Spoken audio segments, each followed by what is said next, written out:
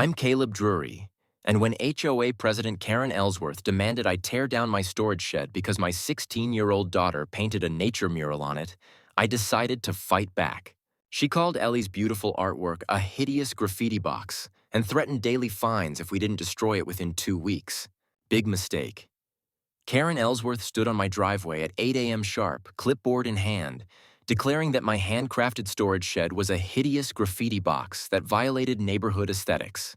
2 months later, I had rebuilt that same shed 6 feet from her front door, painted it bright pink, and decorated it with glitter letters spelling welcome. By the time the HOA voted her out, half the neighborhood was taking selfies with what became known as the most famous shed in Cypress Grove. Here's how one woman's obsession with control became her own public humiliation. My name is Caleb Drury. I'm 41 years old and I never wanted a war with my neighbors.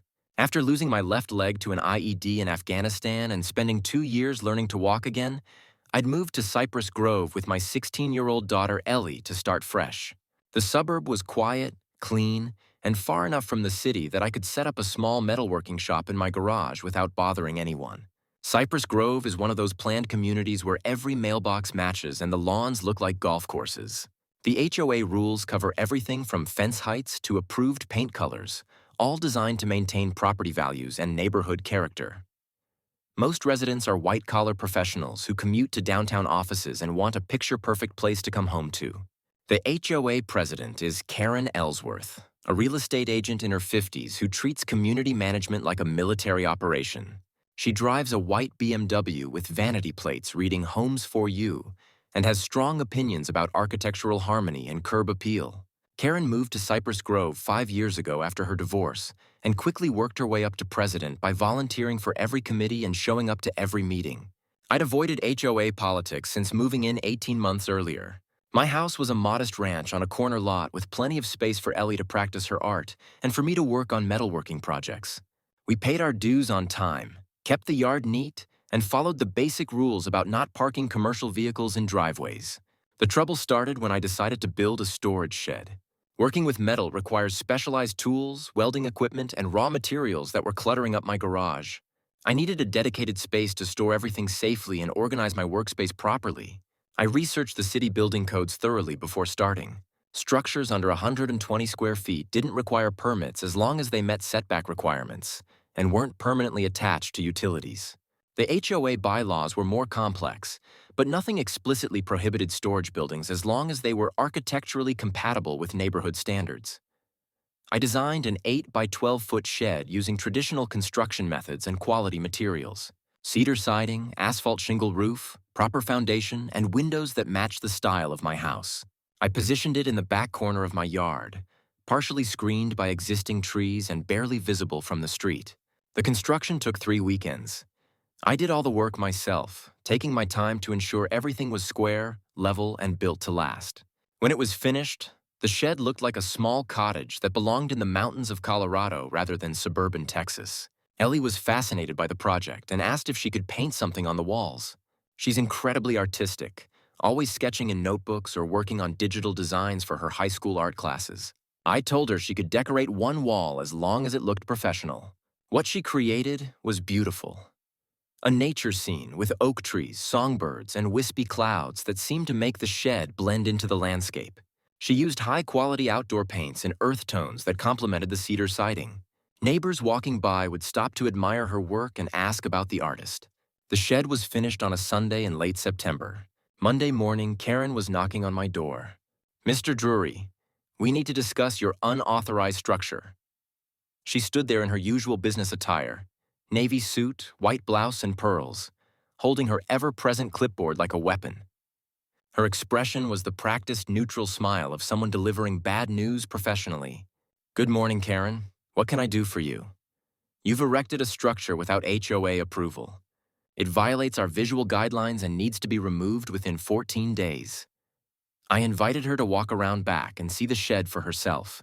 It was clearly well-built, attractive, and positioned to minimize any impact on neighbors.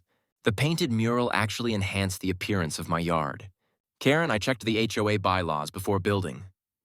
There's no requirement for pre-approval of storage buildings that meet city codes. Section 4.7 requires architectural review of any structure visible from neighboring properties. Your shed is clearly visible from the Hendersons' yard. I looked toward the Henderson house. Their yard was separated from mine by a 6-foot privacy fence, and the shed was positioned behind my house at least 50 feet from their property line. How is it visible from their yard? Mrs. Henderson can see the roof line from her upstairs bathroom window. You're telling me I need HOA approval for anything visible from a second-story bathroom window? I'm telling you that any structure visible from neighboring properties requires architectural review. You failed to follow proper procedures. She handed me a violation notice printed on official HOA letterhead. My name, address, and a detailed description of my infraction were typed in formal language. At the bottom, Karen's signature in blue ink. This is ridiculous. The shed is attractive, well-built, and follows all city codes. City codes don't override HOA agreements, Mr. Drury. When you purchased your home, you signed a contract agreeing to follow community standards. Those standards exist to protect everyone's property values. What specifically violates community standards? The structure lacks architectural cohesion with existing neighborhood aesthetics. The painted exterior creates a carnival-like appearance inappropriate for a residential community. I stared at her in disbelief. You're calling my daughter's artwork a carnival? I'm calling it graffiti. Painted murals belong in art studios, not suburban backyards. It's nature scenes, birds and trees. It's spray paint on wood siding, Mr. Drury. Regardless of the subject matter, it creates a bohemian aesthetic that conflicts with our community's established visual standards. Ellie had been listening from inside the house. When Karen left, I found her crying in her room. Dad, she called my painting graffiti. She's wrong, sweetheart. Your artwork is beautiful. But what if she makes you tear down the shed? I worked really hard on that mural. She's not making me tear down anything. The shed is legal, and your artwork is staying right where it is. But Karen wasn't done. Over the next week, she launched a systematic campaign against my shed that bordered on harassment. She filed a complaint with the city building department claiming I'd built without permits. The inspector came out, confirmed that no permits were required, and told me the structure exceeded city standards for quality and craftsmanship. She organized a petition among neighbors asking for the shed to be removed. Only 3 people signed it, all members of the HOA board who lived nowhere near my property. She posted photos of my shed on the neighborhood Facebook group with comments about declining standards and property value impacts. The post backfired when dozens of residents defended the shed and praised Ellie's artwork. Most insulting was when she hired a landscaping crew to install a temporary canvas screening along her property line, specifically positioned to block her view of my shed from her backyard. Then she sent me an invoice for $320 for neighborhood aesthetic remediation. That's when I decided to fight back. I spent the evening researching HOA law and property rights. The violation notice Karen had served was based on a selective interpretation of bylaws that hadn't been consistently enforced across the community. I could identify at least 6 other properties with similar structures that had never been cited for violations. More interesting was what I discovered about easements and utility corridors in our neighborhood. The original development plans included 3-foot-wide shared utility strips running along property lines to accommodate underground cables, water lines, and drainage. These easements were considered public right-of-way for infrastructure purposes. Karen's property had one of these easements running directly along her front driveway, between her porch and her decorative hedge line. According to city ordinances, temporary structures were permitted on utility easements as long as they didn't interfere with access or create safety hazards. I also discovered that the city offered temporary display permits for community art installations. These permits allowed artists to install sculptures, murals, or other creative works on public property for up to 60 days. An idea began forming in my mind. The next HOA board meeting was Thursday evening at 7 p.m. in the community center. I arrived with a folder full of documents and a plan that Karen wasn't going to like. The board consisted of 5 people. Karen as president, Doug Martinez as treasurer, Linda Chen as secretary, and 2 vice presidents who rarely spoke. They sat behind a folding table facing rows of metal chairs, with Karen clearly in charge of the proceedings. Mr. Drury, I understand you've requested time to address the board regarding your structure violation. I stood up and opened my folder. I'm requesting the violation be dismissed because my shed complies with all applicable laws and HOA bylaws. The structure violates Section 4.7 of our architectural guidelines.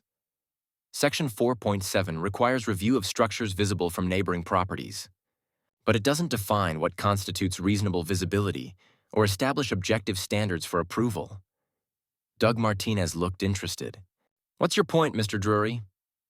My point is that the enforcement has been arbitrary and discriminatory. I can identify 6 other properties with similar structures that have never been cited for violations. I pulled out photographs of sheds, workshops, and storage buildings throughout Cypress Grove. The Johnsons have a metal shed visible from 3 neighboring properties. The Pattersons built a workshop that's larger than mine and painted bright blue. The Rodriguezes have a storage building with a mural of their family name. Karen's face was getting red. Those structures were approved through proper channels. Show me the approval documentation. That information is confidential board business. Then show me the approval criteria so I can apply for the same consideration. Your structure has already been built. The time for approval was before construction, not after. But you just said the other structures were approved. Were they approved before or after construction? Karen realized she'd been caught in a contradiction. The circumstances were different. How were they different? They followed established procedures. What procedures? You haven't provided any documentation of approval processes or objective criteria. Linda Chen leaned forward. Karen, do we have written approval records for those other structures? Of course we do. But Mr. Drury's shed is clearly different because of the painted exterior. The painted exterior that you called graffiti? The painted exterior that violates our aesthetic standards. I pulled out my phone and showed photos of Ellie's artwork. This is what you're calling graffiti, a nature scene painted by a 16-year-old girl using professional-grade outdoor paints. Several board members examined the photos with obvious appreciation. One of the vice presidents, Mrs. Thompson, actually smiled. That's quite beautiful. Your daughter is very talented. Karen shot her a sharp look. The artistic merit isn't the issue. The issue is maintaining consistent community standards. Then let's talk about consistency, I said. How many other residents have been cited for painted structures? We address violations as they come to our attention. That's not an answer. How many citations have you issued for painted structures in the past 5 years? Long pause. Each case is evaluated individually. So my daughter is the only resident who's been targeted for creating artwork on her own property? Your daughter isn't being targeted. The HOA is enforcing legitimate community standards. By calling her artwork graffiti and demanding I destroy the building she painted? Doug Martinez looked uncomfortable. Karen, maybe we should reconsider the language in the violation notice. The language is appropriate. Unauthorized painted structures create a precedent that could lead to property value decline. Or they could enhance the community's character and attract families who appreciate creativity and artistic expression. That suggestion clearly horrified Karen. Mr. Drury, this is a family community with established aesthetic standards. Residents who want to express creativity have many options that don't require violating neighborhood agreements. What if I apply for retroactive approval? Retroactive approval isn't an option. The structure must be removed. Then I'll file a formal appeal. Appeals must be submitted within 10 days of the violation notice. Your time has expired. I pulled out another document. Actually, appeals can be submitted within 30 days if the violation notice failed to include required information about the appeals process. Karen snatched the violation notice from my hands and read it quickly. Her face went pale as she realized the form was missing several required elements. This is a technicality. This is due process. You want to destroy my daughter's artwork and force me to tear down a legally built structure, but you can't even follow your own procedures for issuing violations. The meeting dissolved into chaos as board members started questioning Karen's handling of the violation and asking for documentation that apparently didn't exist. I left feeling optimistic, but Karen wasn't finished with me yet. The next morning, I found a new violation notice on my door. This one was more detailed, included the missing appeals information, and gave me 14 days to remove the shed or face daily fines of $50. That afternoon, Karen called the city planning office and filed a complaint claiming my shed violated zoning restrictions. The inspector came out again, confirmed that my structure was completely legal, and told me off the record that someone had been calling repeatedly with frivolous complaints. Mr. Drury, I've been doing this job for 15 years. Your shed is better built than most commercial buildings. Whoever's filing these complaints has a personal problem with you. Any idea who's been calling? I can't release that information, but I'd suggest documenting everything in case this escalates to harassment. It was about to escalate much further than harassment. That evening, I drove to the city planning office and researched the exact boundaries of the utility easement that ran along Karen's property. Using my surveying background from the military, I created a detailed map showing the 3-foot-wide corridor that was technically public right-of-way. The next morning, I applied for a temporary community art installation permit for the easement area. The application required a description of the proposed artwork, duration of display, and safety compliance documentation. Under description of artwork, I wrote, handcrafted wooden structure featuring painted nature mural, designed to demonstrate the intersection of functional architecture and community artistic expression. Under duration, I wrote, 60 days, renewable upon community interest. Under safety compliance, I attached engineering drawings showing the structure's foundation, stability, and clearance from utilities. The permit was approved 3 days later. While waiting for approval, I began constructing a smaller version of my original shed. This one was 6 feet by 8 feet, built with the same attention to detail and quality materials.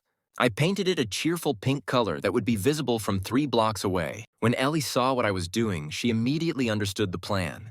Dad, are you really going to put it in front of Karen's house?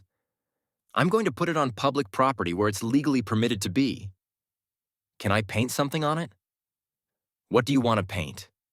She grinned. Welcome to Cypress Grove. The installation took place on a Saturday morning.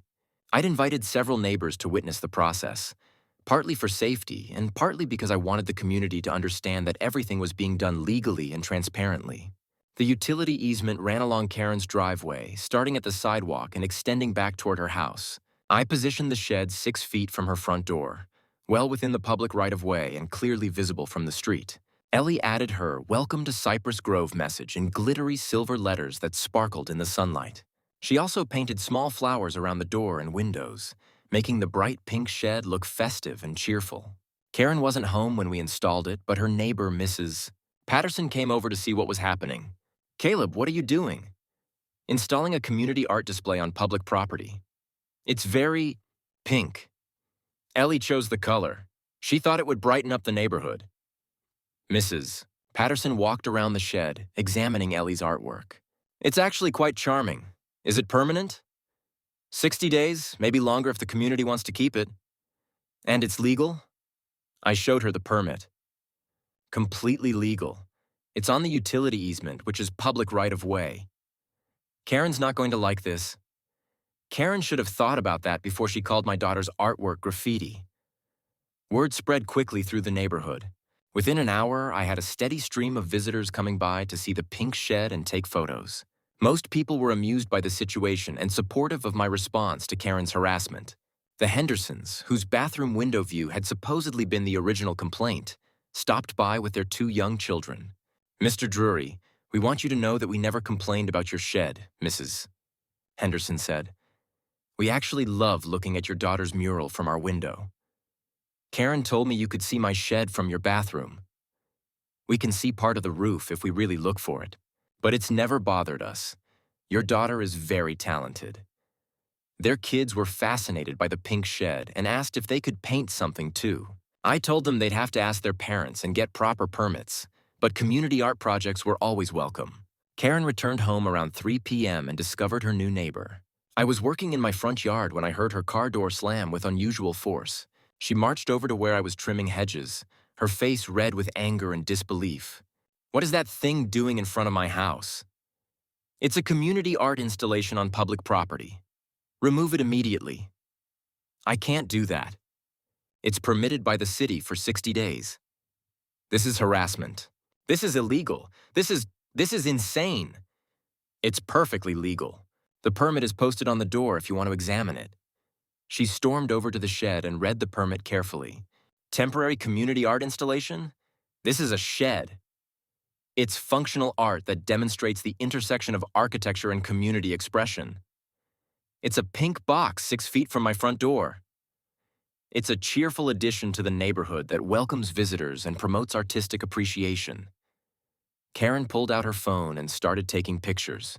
"I'm calling the police." "Go ahead." Officer Meeks is familiar with the permit requirements. 20 minutes later, Officer Meeks arrived in his patrol car. He examined the shed, read the permit, and measured the distance from Karen's property line. "Ma'am, this structure is legally permitted and properly positioned on public right-of-way. There's no violation of any city ordinances. It's blocking access to my driveway." Officer Meeks walked around the shed and examined the driveway clearance. "There's over 8 feet of clearance. No access is blocked. It's creating a safety hazard."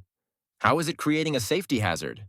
It's obstructing sightlines for vehicles entering and exiting my driveway." Officer Meeks looked at the sightlines from multiple angles. "Ma'am, the structure is positioned well back from the street and doesn't obstruct any necessary sightlines." "Then it's creating a public nuisance." "A public nuisance would need to involve noise, odors, or activities that disturb the peace. This appears to be a decorative structure with painted artwork." Karen was becoming increasingly agitated. "Officer, this man is harassing me. He deliberately put this thing in front of my house to intimidate me." "Did he threaten you or make any statements about intimidation?" He said it was community art." "That doesn't sound like harassment, ma'am. It sounds like he has a valid permit for a community art installation." After Officer Meeks left, Karen stood in her driveway staring at the pink shed with an expression of pure rage. Neighbors walking by were stopping to take photos and admire Ellie's artwork. Children were asking their parents if they could paint pictures on their own sheds. The pink shed was becoming a neighborhood attraction. That evening, Karen called an emergency HOA board meeting to address my escalating harassment campaign. The meeting was held at her house, presumably so she could point dramatically at the offending shed during her presentation. I wasn't invited to the emergency meeting, but Doug Martinez called me afterward to fill me in on what happened. "Caleb, Karen is completely losing it. She's demanding the board sue you for harassment, file complaints with the city, and invoke emergency powers to have the shed removed." "What did the other board members say?" Linda asked her to calm down and explain the legal basis for her demands. Mrs. Thompson pointed out that the shed is actually quite attractive and might increase foot traffic for local businesses. And Karen's response? She started screaming about property values and neighborhood character. She called your daughter's artwork vandalism and said you were trying to turn Cypress Grove into some kind of hippie commune. How did the meeting end? Linda made a motion to table all actions until we could consult with the HOA attorney. Karen voted against it, but the rest of us voted to wait for legal advice. What did the attorney say? He said we have no legal standing to challenge a properly permitted art installation on public property. He also said Karen's comments about your daughter could potentially be considered defamatory. 2 days later, Karen filed a lawsuit against me in small claims court, claiming emotional distress, property value damage, and interference with quiet enjoyment of her property. She was representing herself and demanding $5,000 in damages plus removal of the shed. The court date was set for 3 weeks later. In the meantime, the pink shed continued to attract visitors and generate community discussion. Someone created a Facebook page called the Cypress Grove Welcome Shed that gained over 200 followers in its first week.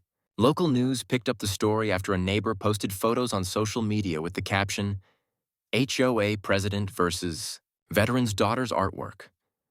The story went viral as an example of HOA overreach and community conflict over artistic expression. A reporter from Channel 7 News came out to interview me and Ellie about the situation. "Mr. Drury, some people are calling this a case of neighbor harassment. How do you respond to that?" I respond by pointing out that everything I've done has been completely legal and properly permitted.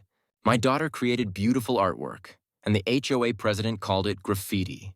When she demanded we destroy our legally built shed, I found a legal way to continue displaying my daughter's art where the community can appreciate it. Ellie, how do you feel about the controversy surrounding your artwork? I think art should make people happy and bring communities together. I don't understand why someone would call nature paintings graffiti or want to destroy something that took me weeks to create. And what's your response to HOA President Ellsworth's lawsuit? I hope she gets the help she needs to understand that bullying families doesn't improve neighborhoods. The interview aired during the evening news and was shared thousands of times on social media. Public opinion was overwhelmingly supportive of our family and critical of Karen's actions. But Karen wasn't backing down. If anything, The media attention seemed to make her more determined to win what she now saw as a battle for the soul of Cypress Grove. The morning after the news story aired, I found my car tires slashed and paint scratched along the driver's side. Security cameras I'd installed after the first incident caught a figure in dark clothing, but the face wasn't visible. I filed a police report, but Officer Meeks told me that without clear identification of the perpetrator, there wasn't much they could do beyond increasing patrols in the neighborhood. Mr. Drury, I've been doing this job for 12 years, and I've seen a lot of HOA disputes get out of hand. But I've never seen anything quite like this level of escalation over a storage shed. It's not really about the shed anymore. What's it about?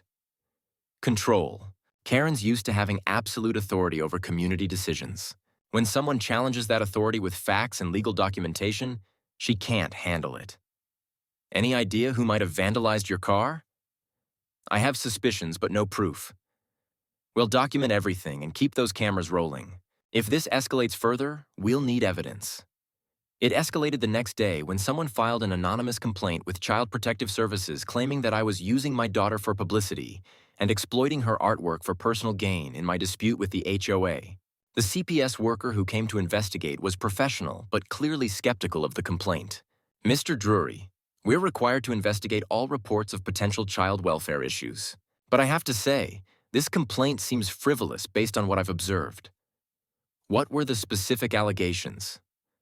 The caller claimed you were forcing your daughter to create artwork against her will and using her as a weapon in an adult dispute with neighbors. Did you want to speak with Ellie privately? I already did. She's clearly happy, healthy, and enthusiastic about her artwork. She told me she's been painting since she was 7 and that you've always been supportive of her creativity. So you're closing the investigation? I'm documenting that the complaint appears to be motivated by an ongoing neighbor dispute rather than legitimate child welfare concerns. But I have to warn you that continued reports could trigger more intensive investigation. That evening, I made a decision. The harassment was affecting Ellie's sense of security, and I wasn't going to let Karen's vendetta put my daughter at risk. I called Doug Martinez and asked if he could arrange a meeting with the full HOA board to discuss a resolution to the conflict. Caleb, I'd be happy to try. But Karen's not in a mood to compromise. She's convinced that backing down would set a precedent that undermines her authority.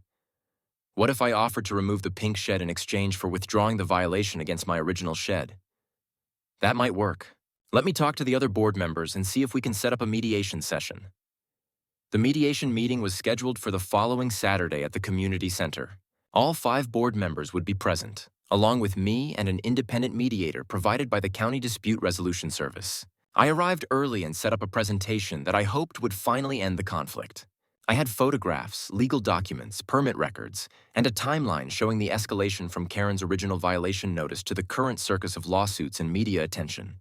Karen arrived 15 minutes late, carrying a folder that was twice as thick as mine. She'd clearly spent considerable time preparing her own presentation. The mediator, a retired judge named Barbara Reynolds, explained the ground rules for productive discussion and asked each party to present their perspective on the conflict. Karen went first. This dispute began when Mr. Drury built an unauthorized structure that violates our community's aesthetic standards.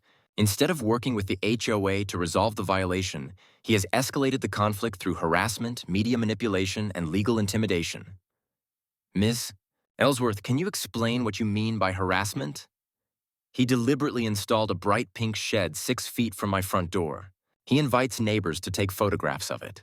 He gave interviews to news reporters specifically to embarrass me and undermine my authority as HOA president. And what resolution are you seeking? Complete removal of both sheds, a public apology for the harassment campaign, and Mr. Drury's agreement to follow proper HOA procedures for any future projects. Judge Reynolds turned to me. Mr. Drury, please present your perspective. I opened my folder and began with the timeline. Your Honor, this conflict began when Ms. Ellsworth issued a violation notice for a legally built storage shed that complies with all city codes and HOA bylaws. When I challenged the violation, she escalated enforcement actions and made disparaging comments about my daughter's artwork. What kind of disparaging comments? She called my daughter's nature mural graffiti and said it created a carnival-like appearance, inappropriate for the community. And how did you respond? I researched the legal options for displaying community art and obtained proper permits for a temporary installation on public property. Everything I've done has been completely legal and transparently documented. What resolution are you seeking? Withdrawal of the violation against my original shed, which complies with all applicable laws. I'm willing to remove the temporary art installation in exchange for recognition that my daughter's artwork is not graffiti and that our original shed is legally compliant. Judge Reynolds asked both parties to step out while the HOA board discussed the proposals privately. After 20 minutes, we were called back in. Doug Martinez spoke for the board. We've reached a decision. The board votes to withdraw the violation against Mr. Drury's original shed and to establish clear, objective criteria for future architectural reviews.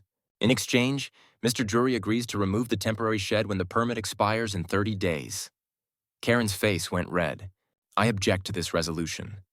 The board is setting a precedent that undermines enforcement authority and encourages future violations. Karen, Linda Chen said quietly, we've reviewed the documentation. Mr. Drury's original shed complies with all written standards. The violation was based on subjective interpretation that wasn't consistently applied. Subjective interpretation? I followed established procedures. You issued a violation without board approval and without documenting the specific standards that were allegedly violated, Doug added. The board attorney advised us that continuing enforcement could expose the HOA to liability for discriminatory practices. Mrs. Thompson nodded in agreement. And frankly, Karen, your comments about the artwork were inappropriate. Mr. Drury's daughter is a talented artist, and her mural enhances the community's character. Karen stood up abruptly. This board has lost sight of its responsibility to maintain community standards. You're allowing one family to dictate policy through media manipulation and legal threats. We're allowing one family to exercise their legal rights without harassment, Judge Reynolds observed. Ms. Ellsworth, do you accept the board's resolution?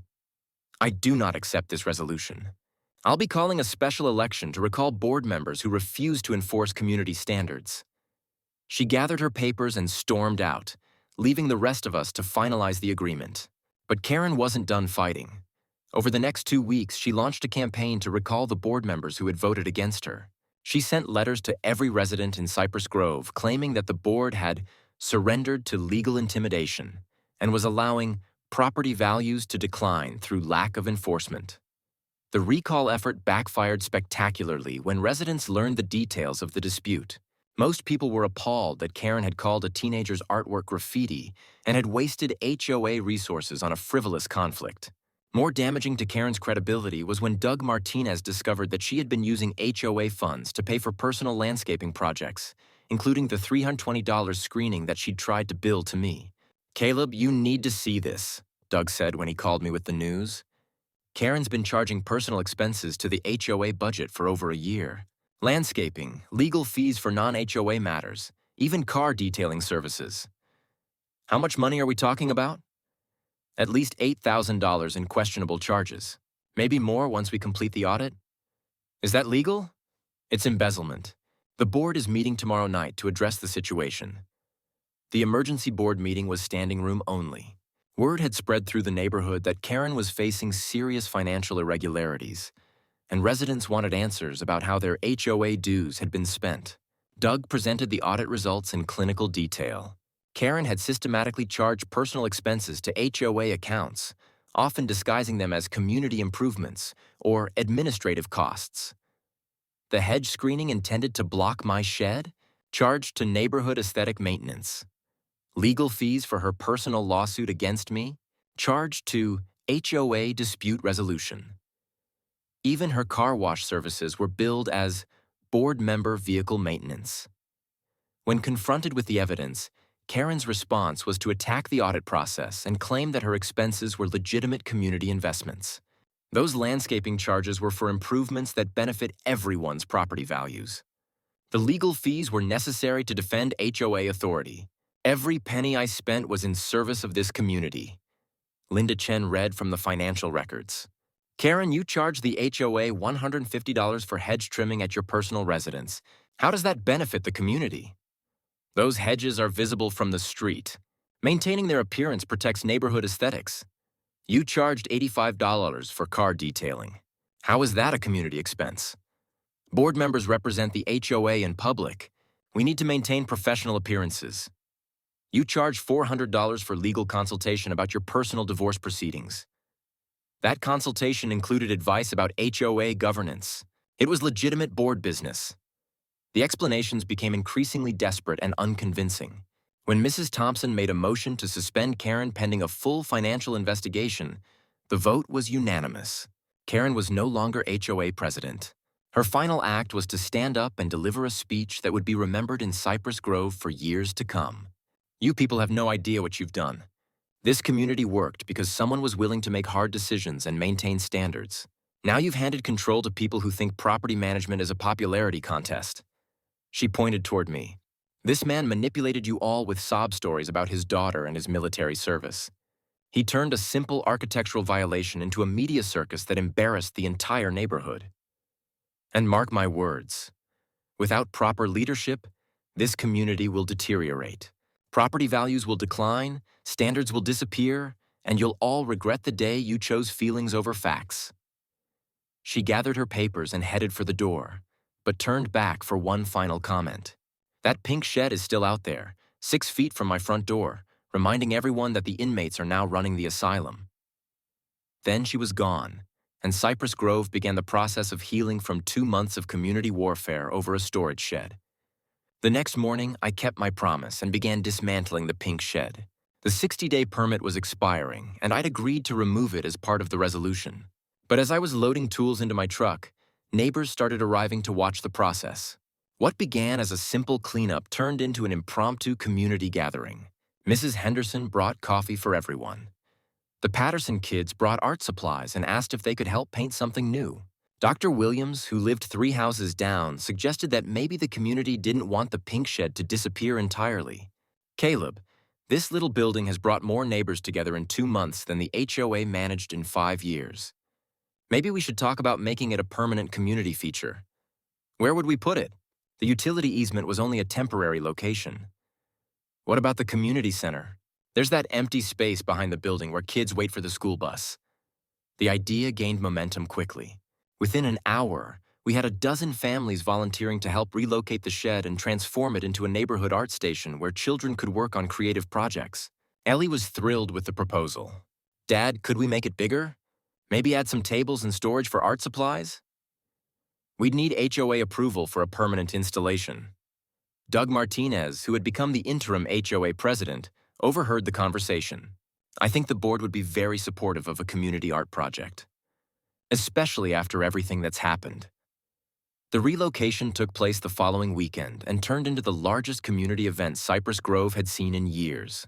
Families brought food, children brought artwork, and several neighbors contributed additional materials to expand the original structure. Karen's house sat empty during the celebration. She'd moved out 3 days after being suspended from the board, leaving behind only a for sale sign and memories of her reign of terror. The new art station was dedicated with a small ceremony featuring speeches from board members, recognition of Ellie's role in inspiring the project, and a group painting session that added dozens of handprints to the pink walls. This building represents what our community can accomplish when we work together instead of tearing each other down, Doug said during his dedication remarks. It started as one family's response to harassment and became a symbol of creative cooperation. 6 months later, the art station had become the most popular gathering place in Cypress Grove. Children used it for after-school projects, teenagers organized mural painting sessions, and adults held crafting workshops on weekends. Local news ran a follow-up story about the transformation, featuring interviews with residents who credited the art station with strengthening community bonds and increasing property values. What started as a conflict over HOA enforcement has become a model for creative community development, the reporter noted. Property values in Cypress Grove have increased by 8% since the art station opened. Karen's former house had sold to a young couple with twin daughters who immediately signed up for art classes at the community station. The new owners were delighted to